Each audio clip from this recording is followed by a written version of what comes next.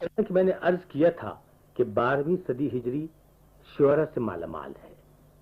اس صدی میں 11ویں صدی کے لوگ بھی زندہ ہیں اور ایسے شعرا کی بھی کمی نہیں جو 12ویں صدی میں پیدا ہوئے اور 13ویں صدی تک زندہ رہے. 12ویں صدی درمیانی کڑی ہونے کی وجہ سے بہت اہمیت رکھتی ہے. اس دور میں نعتیہ شاعری کے بھی نئے زاویے متعین ہو رہے تھے جو بعد میں چل کر بڑے نعت گو شعرا کے وجود کا سبب بنے. میر سید علی غمگین، جنہیں شاہ غمگین دہلوی بھی کہا جاتا ہے، انہی بزرگوں میں سے ہیں جنہوں نے نعتیں بھی خوبصورت لکھی ہیں. غمگین میر سید محمد مغفور کے خلف الصدق تھے اور اپنے عہد کے اچھے شعراء میں شمار ہوتے تھے. 1268 ہجری میں آپ کا انتقال ہوا. حضور اکرم کی بارگاہ میں شاہ غمگین دہلوی کا نذرانہ عقیدت سماعت فرمائیے.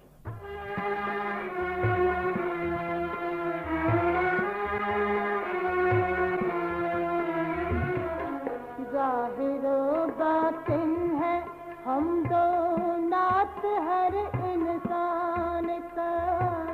ظاہر و باطن ہے ہم دو نعت ہر انسان کا. معنی و صورت یہ مطلع ہے میرے دیوان کا. ظاہر و باطن ہے ہم دو نعت ہر انسان کا. ظاہر و باطن ہے.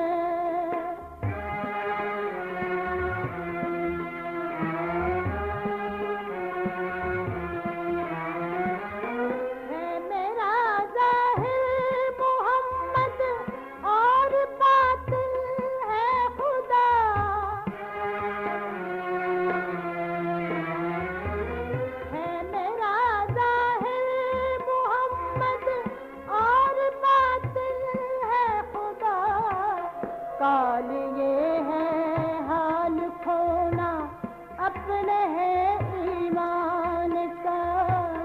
کال یہ ہے حال کھونا اپنے ہے ایمان کا. معنی و صورت یہ مطلع ہے میرے دیوان کا. ظاہر و باطن ہے ہم دو نعت ہر انسان کا. ظاہر و باطن ہے.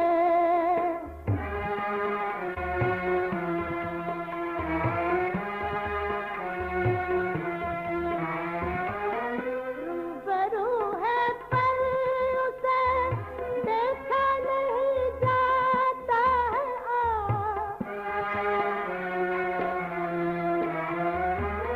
روبرو ہے پر اسے دیکھا نہیں جاتا ہے.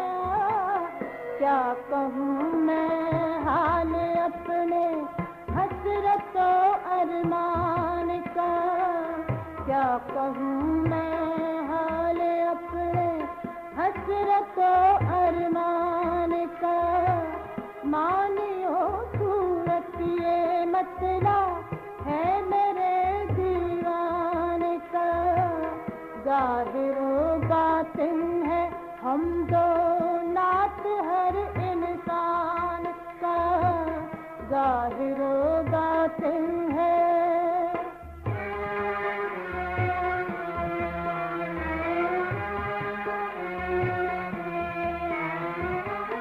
بے سر و سامان ایک سامان ہے اے دل یاد رکھ. بے سر و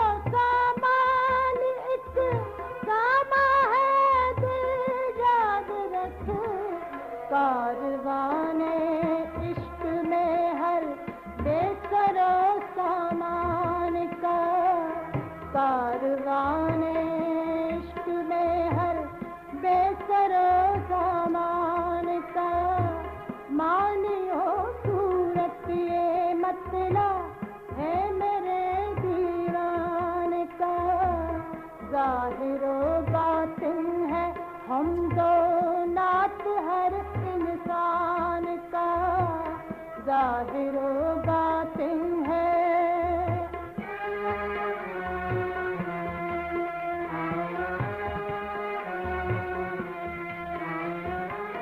معرفت پر اس کے حق کی معرفت موقوف ہے.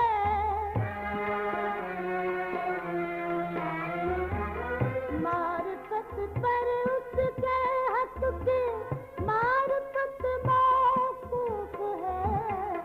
مرتبہ ایسا ہے عالی حضرت انسان کا. مرتبہ ایسا ہے عالی حضرت انسان کا. مانیو صورت یہ مسئلہ ہے میرے دیوان کا. ظاہر و باطن ہے حمد و نعت ہر انسان کا. ظاہر و باطن ہے حمد و نعت ہر انسان کا. ظاہر و باطن ہے حمد و نعت ہر انسان کا. ظاہر و باطن ہے حمد و